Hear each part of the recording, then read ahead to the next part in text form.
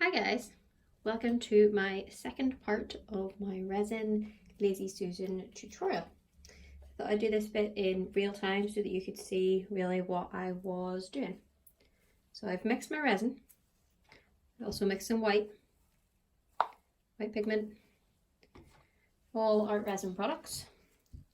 Then all I basically do is I'm going to pour this all over the entire Lazy Susan. And then comes the hard bit. You gotta spread this. Now, most people use spatulas and stuff. I don't. I use my hands. I kind of feel like I get a better feel for what bit has resin and what doesn't. Oh.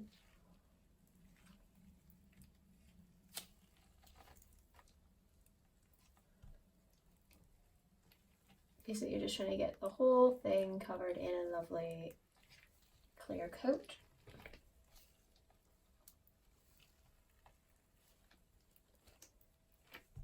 I always try to make sure that my edges are covered as well, because that's the bit people are going to see whenever they're looking at the sides.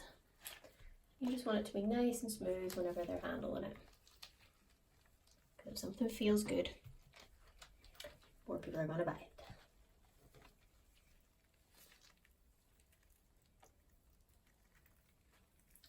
Okay, so usually at this stage, your hands are pretty resiny.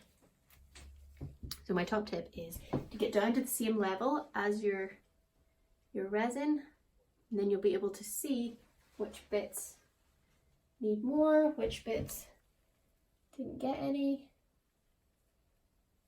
You just touch up bits. Art resin is self-leveling, so if you leave it for long enough, it will cover those pieces that don't have enough, as long as there's enough resin on the board. So then we gotta remove those resiny gloves. Then, oh, where's my new pair? We got a new pair. So usually, typically I go through about 2 pairs of gloves per resin session. Now I'm using it more because I'm stopping. I'm going to do the Lazy Susan that's over there as well, but the camera won't show the whole thing. So now we get our heat gun. And we're just gonna pop all of the bubbles. This also just helps it level. When you heat the resin, it becomes more liquid. So it should flow a bit better, and all of those bits should be now covered. So again, just get down to the sides. Make sure that it's all covered. You might spot some bits that aren't. All I do then is with my little spatula dude, go in with those. Okay, so now comes the fun bit. We've got our white, lovely and mixed. And now we are going to add some more waves to this. Now I already have quite a bit of wave, but I just like at this stage to add definition to the waves. So we're gonna go, I like to do an edge. Most people don't, but I like an edge.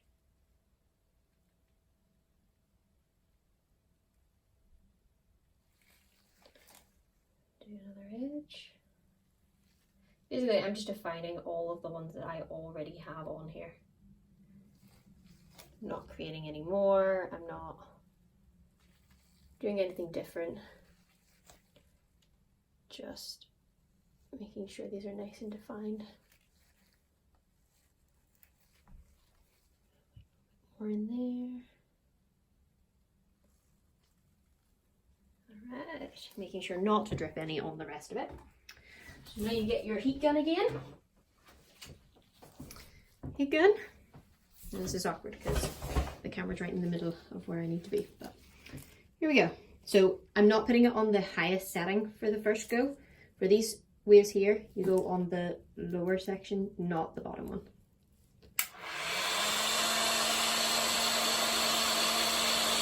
And just keep it low down, level with it, and let it blow those waves.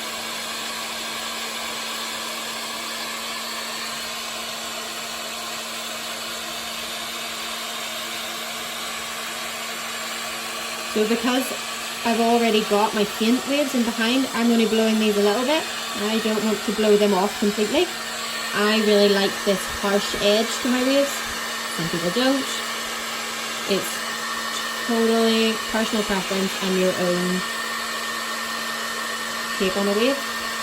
Everybody sees something different from a wave. But the bit I see most is when they roll on top of each other. So that's what I'm trying to create.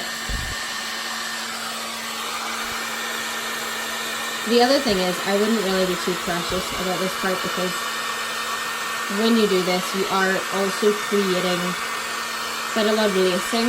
So lacing doesn't appear immediately. Lacing appears later as it's curing. You will see a little bit there, obviously, but it isn't going to be as permanent as later.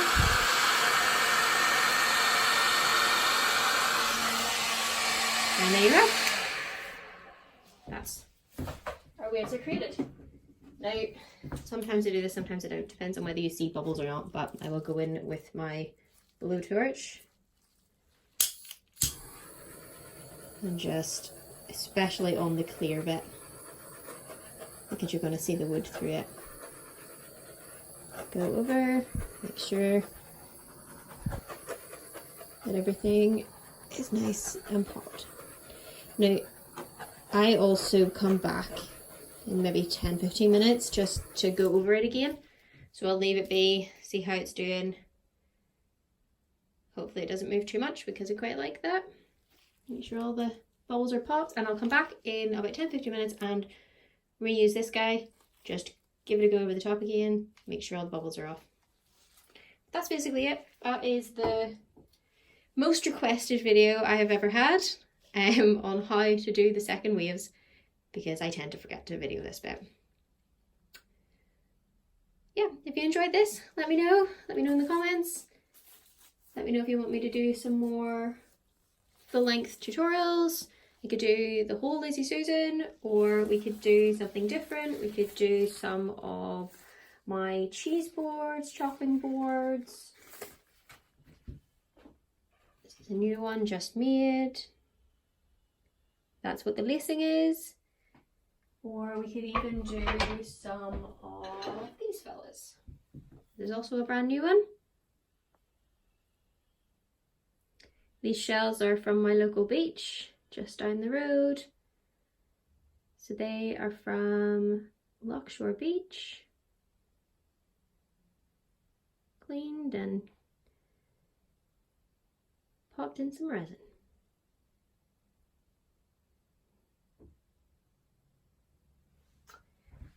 So yeah, if you like this video, like, share, subscribe, tell your friends. Enjoy!